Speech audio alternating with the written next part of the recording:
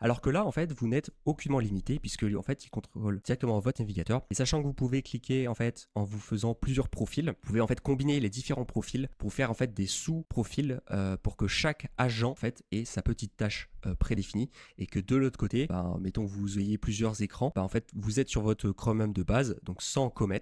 Et en fait, vous travaillez et pendant ce temps, il y a vos petits sous-agents en fait qui vont faire quelque chose. Ça peut être un exemple parmi tant d'autres, mais imaginons que vous fassiez du netlinking, vous avez besoin de backlinks, que quelqu'un justement s'inscrive sur les forums au fur et à mesure, et vous pouvez lui demander d'à chaque fois de vérifier tous les forums de votre thématique, de vous inscrire à chaque fois sur l'adresse précise. Il peut aller en plus directement chercher en fait des emails jetables, lui demander les emails jetables, lui faire un prompt bien précis. Ça ne vous coûtera 0 € puisqu'en fait ça sera votre PC ou votre Mac qui tournera.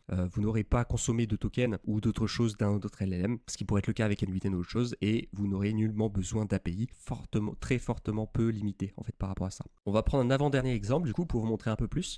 Donc j'avais dit en début de vidéo qu'il pouvait vous réserver en fait un billet d'avion.